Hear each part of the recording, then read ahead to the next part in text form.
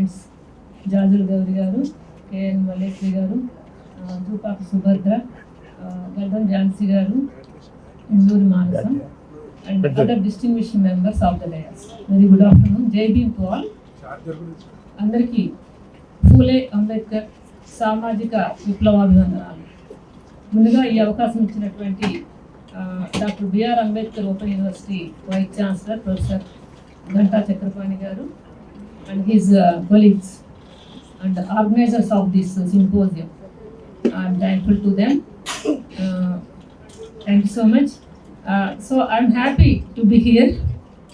And అందరినీ కూడా speakers అందరినీ కూడా ఉమెన్ని సెలెక్ట్ చేయడమే కాకుండా ఉమెన్ ఇష్యూ కాకుండా so-called challenging issues, political, constitutional and other aspects, hero worship, ఇవన్నీ కూడా చాలా పెద్ద పెద్ద తలకాయలు, మేధావులు, మగవాళ్లే మాట్లాడుకునేటువంటి విషయాలని చెప్పుకునేవి, మగవాళ్ళకి సంబంధించిన పెద్ద విషయాలని చెప్పుకునేవి, పెద్దవి కాదు అందరవి, పెద్దవి అయినప్పుడు కూడా అందరవి అనే కాన్సెప్ట్, అందరవి అనే అవగాహనతోటి మీరు ఉమెన్ని దీనిలో ఇన్వాల్వ్ చేయడంతో పాటు ఉమెన్ ఇష్యూ కాకుండా అన్ని టాపిక్స్ ఉన్నాయి దీంట్లో. Women issue is so far discussed thoroughly, that's why.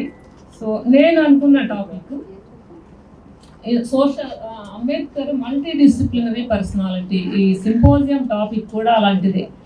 Ambedkar is a jurist, Ambedkar is economist. Basically he studied in the beginning, he studied economics, later he got shifted to anthropology, law, history, many more subjects, even literature. He is well versed in Pali, Sanskrit, English anyway, other languages, Marathi, all languages, many of the languages he is well versed.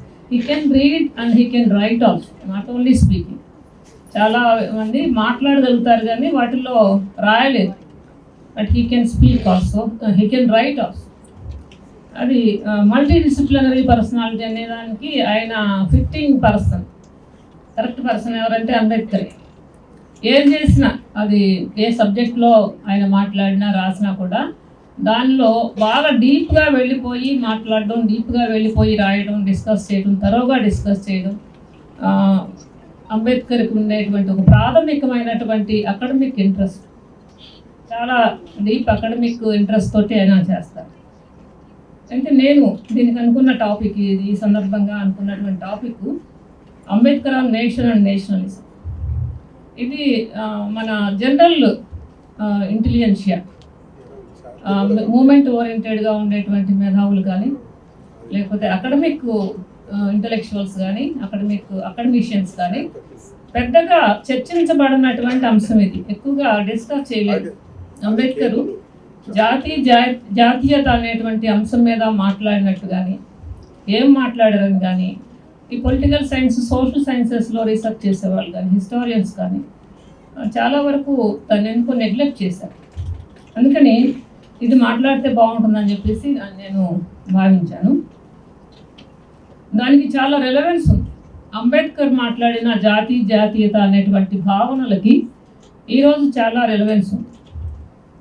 ఆయన మాట్లాడిన సందర్భం ఏంటి అంటే, ఒక crucial junction Indian హిస్టరీలో, ఒక crucial టైంలో ఆయన ఈ భావనలు, ఇటువంటి అంశాల మీద చాలా రాడికల్గా, అసలు ఎటువంటి సంకోచం కానీ భయం కానీ ఏమీ లేకుండా సెన్సేషనల్గా మాట్లాడారు. ఆ రోజు అందరూ జాతీయవాదము, దేశభక్తి, జాతీయోద్యమం అనే దాంతో కొట్టుకుపోతున్న రోజుల్లో ఈ దేశంలో జాతి లేదు అసలు అని చెప్పాడు. ఇది జాతి కాదు, జాతీయ భావన అనేది ఈ దేశంలో లేనే లేదని చెప్పేసి కుండ బద్దలు కొట్టినట్టు అందరి ముందు చెప్పేసి ఎవరైతే జాతిపితగా చెప్పబడుతున్నాడో, జాతీయోద్యమానికి నాయకుడిగా చెప్పబడుతున్నాడో అందరి చేత ఒక హీరో వర్షిప్, ఒక హీరోనే కాదు దాదాపు దైవాంశ సంభూతుడిగా భావించబడుతున్నటువంటి గాంధీలో ఉండేటువంటి జాతీయవాదం, దాని డైమెన్షన్స్, ఆయన జాతీయవాదం యొక్క డైమెన్షన్స్ని ఆయన ఓపెన్గానే ఛాలెంజ్ చేసి ఆయన ఏమంటాడంటే, ముందు నుంచి తీసుకుంటే అసలు జాతి రాజ్యాలు అనే విషయాన్ని మాట్లాడాలి. What is nationalism? What is nation and what is nationalism. ఒక జాతి అంటే ఏంటి అంటే అందరూ ఇచ్చేటువంటి ఆంథ్రోపాలజిస్టులు ఇచ్చేటువంటి డెఫినేషను ఒక సమూహం, ఒక ప్రజా సమూహం లిమిటెడ్ జియోగ్రాఫికల్ లిమిటేషన్స్లో ఉండి ఒక జాతి, ఒకే జాతికి చెందినటువంటి ప్రజలు, ఒకే భాష మాట్లాడేటువంటి వాళ్ళు, ఒకే మతాన్ని పాటించేటువంటి వాళ్ళు, ఒక కామన్ కల్చరల్ హెరిటేజ్ ఉన్నటువంటి వాళ్ళు, ఒకే రకమైనటువంటి సాంస్కృతిక వారసత్వం, ఒకే రకమైన చరిత్ర, కామన్గా ఉండేటువంటి రూట్స్, కామనాలిటీ, ఇవన్నీ ఉండే వాళ్ళని ఒక జాతి అంటారు. దీనికి చాలా లిమిటేషన్స్ ఉన్నాయి. వారిదే జాతీయవాదం, వారి పరంగా ఉన్నదే జాతీయవాదం. అయితే నేషన్ స్టేట్స్ అనేటువంటివి ఫ్రెంచ్ రెవల్యూషన్ తర్వాత, యూరప్లో ఫ్రెంచ్ రెవల్యూషన్ తర్వాత కొద్ది కాలం పాటు మాత్రమే ఉన్నాయి. అవన్నీ కూడా ఫ్రాన్స్ ఓడించి, ఫ్రాన్స్ ఆధిపత్యంలోకి, ఫ్రాన్స్ చేత తమ పరిధిలోకి వచ్చినటువంటి రాజ్యాలు కొన్ని ఉన్నాయి. అవన్నీ కూడా కొద్ది కాలం పాటే అవి సర్వైవ్ అయ్యాయి. జాతి రాజ్యాలు, నేషన్ స్టేట్స్ అనేవి కొద్ది కాలం పాటే సర్వైవ్ అయ్యి తర్వాత వాటి గుర్తింపు కోల్పోయి మామూలుగా అయిపోయింది. అయితే భారతదేశం లాంటి ఒక దేశం, ఒక పెద్ద దేశం, ఒక భౌగోళికంగా జియోగ్రాఫికల్గా వాస్టే కాకుండా ఇక్కడ ఉండేటువంటి డైవర్సిటీస్ చాలా ఉన్నాయి. అనేక భాషలు, అనేక కులాలు, అనేక మతాలు, అనేక ప్రాంతాలు, ఇన్ని రకాలైనటువంటి డైవర్సిటీస్ ఉన్నటువంటి భారతదేశంలో ఇది ఒక జాతిగా ఆవిర్భవించడానికి, జాతీయత అనేటువంటి భావన ఆ ప్రజల్లో రావడానికి అనేక విషయాలు ఆటంకాలుగా ఉన్నాయి. చాలా అబ్స్టకిల్స్ ఉన్నాయి. ఇవన్నీ కూడా obstacles. Caste main obstacle Indian సొసైటీలో పెద్ద అవరోధం. మనుషులు ఒక దగ్గరికి రాకపోవడానికి, వీరిలో జాతీయ భావన పెంపొందకపోవడానికి ప్రధాన కారణం కులం. ఇక్కడ అయితే జాతీయోద్యమ నాయకులు చేసింది ఏంటని మళ్ళీ మాట్లాడు. అయితే ఇలాంటప్పుడు ఇటువంటి పరిస్థితుల్లో ఇక్కడ కులం ప్రధానమైనటువంటి భూమిక పోషిస్తూ అన్ని అంశాలని కులమే నిర్ణయిస్తున్నప్పుడు ఇక్కడ ప్రజల్లో మేమందరం ఒకటే అనేటువంటి భావన ఉండదు, ఉండడానికి అవకాశం లేదు. కొంతమంది ప్రజలు మేము సుపీరియరు, ఈ దేశం మాది అనేటువంటి అనుకునే ప్రజలు కొంతమంది ఉన్నారు. అది తక్కువ మంది అయినప్పుడు కూడా ఒక బలమైన వర్గం ఉంది ముందు నుంచి. మిగతా అశేషమైన ప్రజలు ఈ దేశం మాది కాదేమో, వేరే వాళ్ళు దయదలిచి ఉండనిస్తే మేము ఇక్కడ ఉంటున్నామేమో అనేటువంటి న్యూనతా భావానికి లోను చేశారు వాళ్ళని. ఇక్కడ ఏదో మీరు మా దయాదాక్షిణ్యాలతో ఉంటున్నారు అనేటువంటి భావనకి గురి చేశారు. ఈ మధ్యన వచ్చిన జై భీమ్ సినిమాలో ఒక కాంటెక్స్ట్ని సందర్భంగా కాబట్టి చెప్తున్నా. జై భీమ్ సినిమాలో ఒక ఆదివాసీ ఉంటాడు, ఇరుల ట్రైబ్, అతనే కథానాయకుడు. రాసకన్ను క్యారెక్టర్ పేరు రాసకన్ను. దానిలో అతను పాములు పడతాడు. అక్కడ ఉండేటువంటి పెత్తందారి కులం వాళ్ళ ఇంట్లో పాము ఉందని చెప్పేసి పామును పట్టడానికి అతను తీసుకెళ్తాడు. పామును పడతాడు, పట్టేసినాక బయటకు వస్తూ ఉన్నప్పుడు ఆ ఇంటి యజమాని డబ్బులు ఇవ్వబోతాడు. పామును పట్టినందుకు అతనికి కూలి ఇవ్వబోతే అతను అంటాడు, అమ్మగారిది కూడా మా ఊరే, అందుకని నాకు కూలి వద్దులేండి అంటాడు. అమ్మగారు మా ఊరే కాబట్టి కూలి వద్దులేండి, అభిమానం సాంగంతాను చూపించుకుంటారు. అయితే అమ్మగారికి చిరెత్తుకు వస్తుంది, నీది నాది ఒకే ఊరా, ఇంకా నయం బంధువులు అనలేదు, మనం బంధువులు చుట్టాలు అని చెప్పలేదు, నీది నాది ఒకే ఊరు అనడాన్ని ఆమె ఒప్పుకోదు. అంటే ఒక పాములు పట్టేవాడు, ఒక ఆదివాసి, ఒక ఇరుల ట్రైబు, యానాది, మన దగ్గర యానాది ట్రైబు సమానమైనటువంటి స్టేటస్, అతను నేను ఒకే ఊరంటే ఇంక ఒప్పుకోరు. అది ఆ సినిమాలో కాదు, అది వాస్తవం, ఈ దేశంలో ఉన్నటువంటి పరిస్థితే అది. మేమిద్దరం ఒకే ఊరంటే ఒప్పుకోరు. మనం హాస్టల్లో ఉంటే కూడా మన ఊరిలో ఇంకొక అమ్మాయి, ఇంకొక దొరగారు అమ్మాయి, మేమిద్దరం ఒకే ఊరంటే ఒప్పుకోరు. ఒకే హాస్టల్, ఒకే ఊరంటే ఒప్పుకోరు, ఇష్టం ఉండదు. అది ఈ దేశంలో దేశభక్తి, దేశం, జాతి అనే దానికి ఒక నగ్న రూపం, ఒక మంచి కాంటెక్స్ట్. అది దాన్ని చక్కగా జై భీమ్లో తీసుకొచ్చాడు. అంబేద్కర్ మాట్లాడిన సందర్భం ఏంటంటే జాతీయవాదం అనేటువంటిది భారతదేశంలో జాతీయోద్యమం బాగా మోగుతున్నటువంటి రోజులు. తర్వాత అధికారం బ్రిటిష్ నుంచి భారతీయులకి బదిలీ జరుగుతున్నటువంటి ఒక సందర్భం. కలోనియలిజము, వలసవాద ప్రభుత్వాలు అంతరించి ఇక్కడ జాతీయ ప్రభుత్వాలు లేకపోతే స్వతంత్ర రాజ్యాధికారం ఈ దేశానికి వస్తున్నటువంటి రోజులు ఇది. అయితే ట్రాన్స్ఫర్ అయిపోతే బ్రిటిష్ నుంచి ఇండియన్స్కి పవర్ ట్రాన్స్ఫర్ అయిపోతే చాలు అనుకున్నటువంటి వర్గం ఒక అతి తక్కువ మంది ఈ దేశంలో ఉన్నారు. బ్రిటిష్ వారి నుంచి ఒక ఏమంటారు ఫార్మల్గా పవర్ ట్రాన్స్ఫర్ అయితే మనకు అన్ని సమస్యలు పరిష్కారమైనట్టే, వాళ్ళు వెళ్ళిపోవడమే ప్రధానమైన విషయం అని చెప్పి అనుకునేవాళ్ళు ఉన్నారు. మిగతా అశేష ప్రజలు, ముఖ్యంగా అణగారిన కులాల ప్రజలు, అణగారిన వర్గాల ప్రజలు, వారికి బ్రిటిష్ ప్రధాన శత్రువు కాదు, బ్రిటిష్ పాలకులు ప్రధాన శత్రువులు కాదు, వారికి ఇక్కడ ఉన్నటువంటి నల్లదొరలు ప్రధాన శత్రువులు. అందుకే కుసుమ ధర్మన్న రాసింది, గరిమెళ్ళ సత్యనారాయణ ఒక పక్కన మా కొద్దీ తెల్లదొరతనం అని చెప్పి రాస్తే, కుసుమ ధర్మన్న అనేటువంటి దళిత కవి మా కొద్దీ నల్లదొరతనం అని చెప్పేసి 1921లో రాశాడు. 21 అంటే బాగా జాతీయోద్యమం బాగా జరుగుతున్నటువంటి రోజుల్లో. ఇది అసలు ఈ మాట అంటే పాపం అనుకునే రోజుల్లో బ్రిటిష్ వారినే ప్రధాన శత్రువుగా అనుకుంటే మంచిది కాకుండా మీరు కూడా మా శత్రువులు, మీరే మా శత్రువులు, అసలు వాళ్ళు కాదంటే ఆ మనిషిని సిలివేసేటువంటి రోజులు అవి, సిలివేసి చంపేటువంటి రోజులు. ఆ రోజుల్లో ఒక దళిత కవి మా కొద్ది నల్లతరపన్నం అని చెప్పేసి అన్నాడు. అలాగే గుర్రం జాషువా ఒక మాట అన్నాడు, స్వాతంత్రమ్మను స్వర్గ సౌఖ్యమున మా భాగము మాకిత్తురో ఖాతా లేదని తోసిపుచ్చెదరు. వచ్చేటువంటి స్వతంత్రంలో మాకు వాటా ఉందా లేదా మీకు ఖాతా లేదు పొమ్మని అంటారా? వచ్చేటువంటి స్వతంత్రం ఎవరి కోసం, అందులో మాకేమన్నా షేర్ ఉంటుందా అని చెప్పేసి అడిగాడు. అలాంటి వాటికి ప్రాతినిధ్యం లార్జ్ స్కేల్లో నేషనల్ కాన్వాస్ మీద అంబేద్కర్ అడిగాడు. ఇంకా ఎక్కువ మాట్లాడితే ఇంటర్నేషనల్ కాన్వాస్ మీద రౌండ్ టేబుల్ కాన్ఫరెన్స్లో అంబేద్కర్ ప్రశ్నించాడు.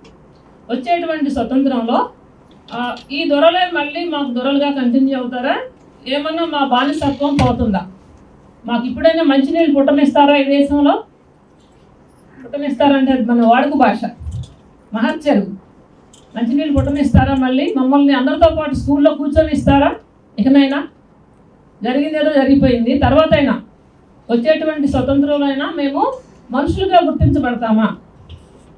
అందుకే గాంధీతో ఒక డైలాగ్ ఉంది అంబేద్కర్కి, నాకు ఈ దేశంలో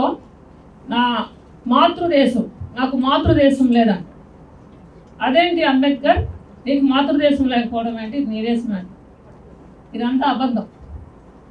మాతృదేశం లేకపోవడం ఏంటి, నీకు మాతృదేశం ఉందంటాడు గాంధీ. అప్పుడు చెప్తాడు, మమ్మల్ని పందుల కన్నా కుక్కల కన్నా హీనంగా చూసే ఈ దేశం మాదని మేము ఎలా అనుకుంటాం? మమ్మల్ని పందుల కన్నా కుక్కల కన్నా హీనంగా చూసేటువంటి దేశంలో ఈ దేశం మాదని ఒక సగటు దళితుడు, ఒక సగటు అంటరాని వాడు, సోకాళ్ళు అంటరాని వాడు ఆ రోజుల్లో ఈ దేశం నాదని చెప్పేసి ఎలా భావిస్తాడు అని ప్రశ్నిస్తాడు. అయితే అంబేద్కరు ఈ దేశంలో జాతి లేదు, వీళ్ళందరూ కలిసి ఒక జాతి అనడానికి కుదరదు, అలాగే జాతీయవాదం అనేటువంటిది కూడా లేదు. అయితే లేదన్నంత మాత్రాన అంబేద్కర్ని కానీ దళితులు కానీ దేశద్రోహులుగా బ్రాండ్ వేసేసారు. మీరు మా వైపు లేకపోతే మీరు అవతల వాళ్ళ వైపు ఉన్నట్టే, మీరు మమ్మల్ని వ్యతిరేకిస్తే ఎవరైతే జాతీయోద్యమానికి నాయకత్వం వహిస్తున్నారో కొద్దిమంది ఆధిపత్య కులాల వాళ్ళు, కొద్దిమంది బ్రాహ్మణులు, బనియాలు, వారి వైపు లేకపోతే వాళ్ళు బ్రిటిష్ వాళ్ళ వైపు ఉన్నట్టే అని చెప్పేసి దేశద్రోహుల జాబితాలో చేర్చేశారు. అంబేద్కర్ నుంచి దళితులు మొత్తాన్ని కూడా దేశద్రోహులుగా బ్రాండ్ చేసేసారు.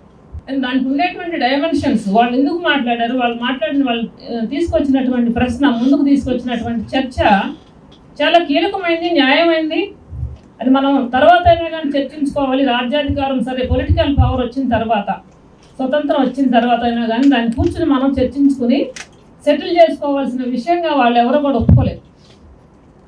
ఫస్ట్ పొలిటికల్ పవర్, అదే బ్రిటిష్ పవర్ వెళ్ళిపోయాక, బ్రిటిష్ రూల్ అంతం అయిపోయిన తర్వాత ఫస్ట్ సాల్వ్ చేసుకోవాల్సిన విషయాలు ఉన్నాయి కదా, వాటి మీద తర్వాత అయినా మాట్లాడుకోవచ్చు అని చెప్పి అనుకోలేదు. తెలంగాణ అప్పుడు కూడా ఫస్ట్ రాజకీయ తెలంగాణ, సామాజిక తెలంగాణ అని మాట్లాడే వాళ్ళందరినీ కూడా దేశద్రోహులుగా చూశారు. సామాజిక తెలంగాణ అని మాట్లాడిన వాళ్ళు అందరూ కూడా అణగారిన కులాల వాళ్ళే. వచ్చేటువంటి తెలంగాణలో మా వాటా ఏంటని చెప్పేసి అడిగారు. కంచాలయ్య గారి దగ్గర నుంచి అందరూ అడిగారు, వచ్చే తెలంగాణ దొరల తెలంగాణ అయితే మాకేంటి ప్రయోజనం? మేము ప్రాణాలు వద్ది మా నెత్తురు కార్చి అనేక త్యాగాలు చేసి వీధి పోరాటాలు చేసి మా పిల్లలు చచ్చిపోయి చివరికి తెలంగాణ వస్తే మాకు అందులో షేర్ లేకపోతే, ఆ పవర్లో మాకు షేర్ లేకపోతే దానివల్ల ఏంటి ప్రయోజనం అని చెప్పేసి ఇక్కడ కూడా అడగాల్సిన టైంలో అడగాల్సిన వాళ్ళు అడిగారు. అది జాతీయవాదంలో భాగమే, జాతీయవాద సమస్య అది. సో అప్పుడు అంబేద్కర్ కూడా అడిగాడు. వీళ్ళందరూ కూడా అడిగేటువంటి వాళ్ళందరూ కూడా ఆయన నాయకత్వం వహించాడు. వాళ్ళు ఏం చేశారు, ఈ బ్రిటిష్ వెళ్ళిపోయిన తర్వాత, బ్రిటిష్ వెళ్ళిపోవడంతోనే అప్పటికి వాళ్ళు జాతీయవాదంగా చెప్పుకుంటున్న దాన్నే కన్సాలిడేట్ చేసి వాళ్ళు తిరిగి ప్రజల మీద అధికారులుగా పెత్తందారులుగా మిగలాలని చెప్పేసి అనుకున్నారు. అదే చేశారు. వాళ్ళు ఏమనుకున్నారంటే వాళ్ళ జాతీయవాదానికి 2 డైమెన్షన్స్ ఉన్నాయి, ప్రధానంగా 2 డైమెన్షన్స్ ఉన్నాయి. అది జాతీయోద్యమ కాలంలో మనం అంబేద్కర్ చర్చించినప్పటికీ కూడా అది అంతకుముందు మన చరిత్రలో కూడా ఉంటుంది. అదేంటంటే ఇక్కడ బ్రిటిష్ వాళ్ళ గురించి ముందు మాట్లాడితే, బ్రిటిష్ వాళ్ళు అధికార బదిలీ చేసేసి వెళ్ళిపోతారు. వెళ్ళిపోయిన తర్వాత వీళ్ళు ఆధిపత్య వర్గాలుగా లీడింగ్ క్లాస్ అనే మాటని యూజ్ చేస్తాడు అంబేద్కర్. లీడింగ్ క్లాస్గా ఎమర్జ్ అయిపోయి మిగతా వాళ్ళ మీద అధికారులుగా ఉంటారు. ఎప్పటికీ కూడా శాశ్వతంగా అదే వర్గంలోనే ఒకరి నుంచి ఒకరికి బదిలీ అవుతుంది తప్ప ఈ అధికారాన్ని కింది కులాలకి, కింది వర్గాలకి, అణగారిన కులాలకి, ఈ మూలకి నెట్టబడినటువంటి అనేక కులాలు, ఆదివాసీ జాతులు, వీటికేటికి కూడా చెందకుండా దాని మీద గుత్తాధిపత్యం, మోనోపాలిని సాధించాలని చెప్పేసి అనుకుంటారు. అలాగే ఫ్రీడమ్ మూవ్మెంట్లో, జాతీయోద్యమంలో ఇతర కులాలు, కింది కులాలు పార్టిసిపేట్ చేయడాన్ని, కింది కులాలు కూడా పార్టిసిపేట్ చేసి, జాతీయోద్యమంలో పార్టిసిపేట్ చేసి వాళ్ళు బ్రిటిష్ వారికి వ్యతిరేకంగా అనేక పోరాటాల్లో ఉన్నారు, త్యాగాలు వాళ్ళు కూడా చేశారు. అయితే చేస్తున్న వాళ్ళని ముందుకు రానివ్వలేదు. వాళ్ళు జాతీయోద్యమం అనేటువంటి ప్రాజెక్టుని తన సంస్థగా, తమ సొంత సంస్థగా, జేబు సంస్థగా ఒక మోనోపలైజ్ చేయాలని చెప్పేసి వాళ్ళు భావించి వీళ్ళని ఎవరిని ఎంటర్టైన్ చేయకుండా దానికి శత్రువులుగా ఉంచారు, దూరం పెట్టారు. నాయకత్వం గుర్తింపు ఇవ్వలేదు, వారిని దూరంగా పెట్టినప్పుడే ఈ శాసనోల్లంఘన ఉద్యమం వచ్చినప్పుడు దాని నుంచి బయటకు వచ్చారు.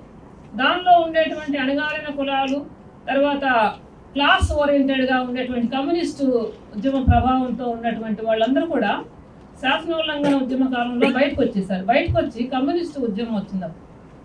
కమ్యూనిస్టు ఉద్యమం భారతదేశానికి పరిచయం అయింది 1925. అప్పుడు వాళ్ళందరూ కూడా కమ్యూనిస్టులుగా మారారు, కమ్యూనిస్టు ఉద్యమంలోకి వెళ్ళిపోయారు. వీళ్ళు నెక్స్ట్ ప్రాజెక్ట్ ఏంటి, ఈ బదలాయింపు జరిగిన తర్వాత, అధికార బదిలీ జరిగిన తర్వాత డిసిప్లినింగ్గా మాసెస్, కింది కులాలని, అణగారిన కులాలందరినీ కూడా బెత్తం చేతితో పట్టుకుని వాళ్ళందరికీ క్రమశిక్షణ నేర్పాలనుకున్నారు. అదేం క్రమశిక్షణ అంటే, వాళ్ళందరూ కూడా జాతీయవాద గొడుగులోకి, వీళ్ళు ఏదైతే జాతీయవాదం అంటున్నారో, నేషన్ బిల్డింగ్ జాతీయవాదం అని చెప్పేసి ఏదైతే అంటున్నారో ఆ ప్రాజెక్టులోకి కింద లెవెల్లోకి తీసుకొచ్చి వాళ్ళకి అనుచరులుగా మార్చుకోవాలనుకున్నారు. కానీ వాళ్ళని జాతీయోద్యమంలో పై లెవెల్లో భాగం చేయాలనుకోలేదు. వాళ్ళు దేశభక్తులు కాదు, వీళ్ళ దృష్టిలో దేశద్రోహులు. ఆ దేశద్రోహుల్ని కింద లెవెల్లో వాళ్ళ జెండాలు మోయడానికి, వాళ్ళ సంచులు మోయడానికి, వాళ్ళకి పాలేరుతనం చేయడానికి ఉపయోగించుకోవాలని చెప్పేసి డిసిప్లినింగ్గా మాసెస్ అనే ప్రాజెక్ట్ ఇంకోటి తీసుకుని దానిలోకి తీసుకురావడం. ఈ డిసిప్లినింగ్గా మాసెస్ అనేది మనం మిడియవల్ హిస్టరీ తీసుకున్న వెనక్కి వెళ్ళి అది ఉంది. జాతీయోద్యమం కాలంలో మనకి ఇలా కనిపించినా కూడా అది మధ్యయుగాల్లో ఇంకా వెనక్కి వెళ్తే ఆదివాసీ తెగలని కూడా ఈ main stream, so-called main stream అనే దానికి దూరంగా ఐసోలేటెడ్గా ఉంది. వాళ్ళు రాజ్య వ్యవస్థలో భాగం కాదు. కుల వ్యవస్థలో భాగం కాదు, ఈ ప్రధాన మత వ్యవస్థల్లో కూడా వాళ్ళు భాగం కాదు. వాళ్ళ ఇండిపెండెంట్ ఐడెంటిటీ, అటానమీ, వాళ్ళకి స్వతంత్ర రాజ్యాలు, దేనికదే స్వతంత్రమైన తెగ, వాళ్ళ సొంత దేవుడు ఉంటాడు, సొంత భూభాగం ఉంటుంది, సొంత హిస్టరీ ఉంటుంది. వాళ్ళకి కామన్గా ఒక సొంతమైనటువంటి ఒక common ancestry, common cultural heritage, ఇవన్నీ కూడా ఉంటాయి. వాళ్ళని ఈ రాజ్య వ్యవస్థలోకి తీసుకురావడానికి మధ్యయుగాల్లో రాజులు చాలా మంది ప్రయత్నాలు చేశారు. నయానా భయానా వాళ్ళని కొట్టి తిట్టి చంపి కూడా దాన్ని వాళ్ళ రాజ్యాలని వాళ్ళ భూభాగాల్ని ఆక్రమించుకుని ఎంక్రోచ్మెంట్ జరిగింది. వాళ్ళ భూభాగాల్లోకి ఎంక్రోచ్ అయ్యారు, అడవుల్లోకి వెళ్ళిపోయి వాళ్ళని కావలిగాళ్ళుగా పాలేగాళ్ళుగా చేసుకున్నారు. రాజ్యానికి కావలిగాళ్ళుగా పాలేగాళ్ళుగా మధ్యయుగాల్లో ముఖ్యంగా విజయనగర సామ్రాజ్యం కాలంలో చాలా చేశారు. చెంచుల్ని ఇలాంటి వాళ్ళందరినీ కూడా కావలిగాళ్ళుగా అపాయింట్ చేశారు. ఆ పిరమిడ్ స్టేట్ అంటారు దాన్ని. పిరమిడ్ స్టేట్లో పైన రాజు ఉంటాడు, నెక్స్ట్ స్లోప్లో అంతా కూడా సామంతులు పెట్టి చీఫ్ చాలా మంది ఉంటారు. ఆఖరి వాడు ఆదివాసి. ఈ భూభాగంలో కింద అడవుల్లో మూల ఉన్నవాడిని కూడా దానిలో భాగం చేయడానికి అనేక ప్రయత్నాలు చేస్తే వాళ్ళు రెసిస్ట్ చేశారు. మేము మీ రాజ్యంలో భాగం కాదు, మీ ఆధిపత్యాన్ని, మీ అధికారాన్ని మేము అంగీకరించాం. మాకు కులం లేదు, మీ కులం మా కులం ఒకటి కాదు, మీ మతం మా మతం ఒకటి కాదు, మా దేవుడు మాకున్నాడు, మాది అటానమీ అని చెప్పేసి వాళ్ళు ఆధునిక కాలం, ఇటీవల కాలం, ఈ రోజు వరకు కూడా పోరాడుతున్న వాళ్ళు ఆదివాసీ. వాళ్ళకి అటానమీ, స్వతంత్ర సార్వభౌమాధికారం వాళ్ళకే. అటువంటి పరిస్థితి దళితులు కూడా చేశారు. దళితులు రాజ్యం అనే భావన కాకపోయినా కూడా జాతీయోద్యమ కాలంలో దళితులు ఆది హిందువులు, మేము ఉత్తరాదిలో ఆది హిందువులు, ఆది ధర్మి పంజాబ్లో, దక్షిణాదిలో ఆది ద్రావిడ పండిత్ అయోధ్యదాస్ ఆధ్వర్యంలో జరిగినటువంటి ప్రారంభమైనటువంటిది ఆది ద్రావిడ ఉద్యమం. పంజాబ్లో ఆది ధర్మి, ఉత్తరప్రదేశ్లో ఆది హిందూ, అలాగే హైదరాబాద్ స్టేట్లో భాగ్యరెడ్డి వర్మ నాయకత్వంలో ఆది హిందూ, ఆది ఆంధ్ర. ఆ తర్వాత ఇవన్నీ ఉద్యమాలన్నీ కూడా ఏంటి అంటే ఈ సోకాల్డ్ నేషనలిజం, ఆధిపత్య కులాల నాయకత్వంలో ఉండేటువంటి జాతీయోద్యమాన్ని తిరస్కరించి వాళ్ళు యాంటీ థీసిస్, ఈ నేషనలిజం అనేటువంటి థీసిస్కి యాంటీ థీసిస్ తయారు చేశారు. యాంటీ థీసిస్ తయారు చేసి ఇది మా దేశం అని ప్రకటించి ఆత్మగౌరవ ప్రకటన చేసి మేము sons of the soil, we are the sons of the soil అని చెప్తూ ఈ జాతీయోద్యమం, మీరు చెబుతున్నటువంటి జాతీయోద్యమం కుల ప్రధానంగా ఉండేటువంటి క్యాస్ట్ సెంట్రిక్ కూడా కాదు, బ్రాహ్మిన్ సెంట్రిక్ నేషనలిజం మీది. మాది casteless, no caste, no religion, no god. ఏది నారాయణ గురు మొదలుపెట్టారు. నారాయణ గురు ఉద్యమంలో no caste, one caste, one religion, one god అని చెప్పాడు. అయితే నారాయణ గురు తర్వాత ఆయన తర్వాత తరం వచ్చిన వాళ్ళు, అదే మూమెంట్లో వాళ్ళు కేరళలో no caste, no religion, no god అన్నారు. నెక్స్ట్ రివల్యూషన్ ఇంకా రాడికల్గా మారారు. అలాగే ఆది ద్రావిడ ఉద్యమం పండిత్ అయోధ్యదాస్ కూడా ఎటువంటి గుర్తింపుని ప్రచారం చేశాడంటే వీఆర్ ద క్యాస్ట్లెస్ బుద్ధిస్ట్, మేము హిందువులం కాదు. అందరూ కూడా ప్రకటించింది అదే, మేము హిందువులం కాదని చెప్పారు. మేము హిందువులం కాదు. అలాగే రికార్డ్స్లో, సెన్సస్ రికార్డ్స్ ప్రారంభమైన మొదటి దశలో, చాలా మొదటి దశ, దానిలో పండిత్ అయోధ్యదాస్ మమ్మల్ని హిందువులుగా రికార్డ్ చేయొద్దని చెప్పేసి ఏమి అని వాళ్ళని రిజిస్టర్ చేయాలంటే వీఆర్ క్యాస్ట్లెస్ బుద్ధిస్ట్, ఆది ద్రావిడులు, మాకు రిలీజియన్ లేదు, ఉంటే గింటే మాది బుద్ధిజం అవుతుంది, హిందూ మతం అయితే కాదు అని చెప్పేసి రికార్డ్ చేశారు. అలాగే మహారాష్ట్రలో బాబాసాహెబ్ అంబేద్కర్ ఉద్యమం వల్ల ప్రభావితమైన వాళ్ళందరూ కూడా నియో బుద్ధిస్ట్ కమ్యూనిటీ అని ఒకటి ఎమర్జ్ అయింది. అది కూడా యాంటీ థీసిస్. ఈ హిందూ క్యాస్ట్ థీసిస్కి ఇది anti thesis. Neo Buddhist community which has no caste, వాళ్ళకి క్యాస్ట్ ఐడెంటిటీ లేదు. కమ్యూనిటీ అంటే ఒక గ్రూప్, సామాజిక వర్గం, కానీ దానికి కులం లేదు. ఇది బుద్ధిస్ట్ గ్రూప్.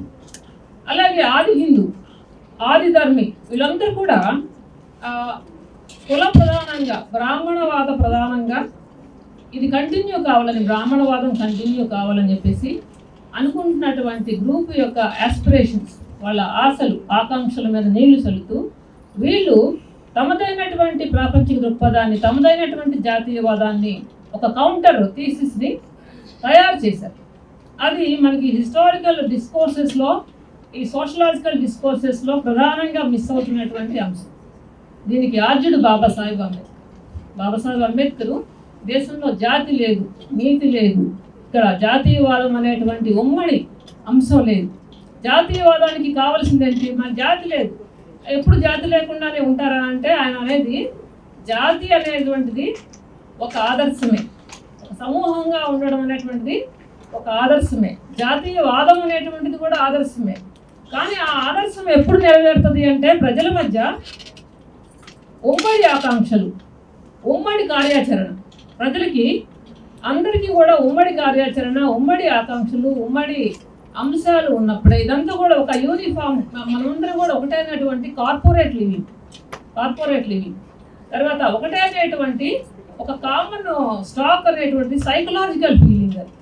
ఫిజికల్ కాదు, ఫిజికల్గా we are not same, we are different ethnic groups, ethnic stocks ఉన్నాయి, డిఫరెంట్ జియోగ్రాఫికల్ యూనిట్స్ ఉన్నాయి, డిఫరెంట్ లింగ్విస్టిక్ గ్రూప్స్ ఉన్నాయి. ఉన్నప్పుడు ఉమ్మడితనం ఎప్పుడు వస్తుంది అంటే ఈ డిఫరెన్సెస్, ఈ కాన్ఫ్లిక్ట్స్, సోషల్ కాన్ఫ్లిక్ట్స్, ఆ గ్యాప్, అగాధాలు, సమాజంలో ఉండేటువంటి వివిధ వర్గాల మధ్య, కులాల మధ్య ఉండేటువంటి ఈ అగాధాలు పూడ్చుకొని మనమందరం ఒకటే అనుకునే భావనే జాతీయవాదం తప్ప ఒకే కులంగా పుట్టడం కాదు, అందరూ ఒకే మతంగా ఉండడం కాదు.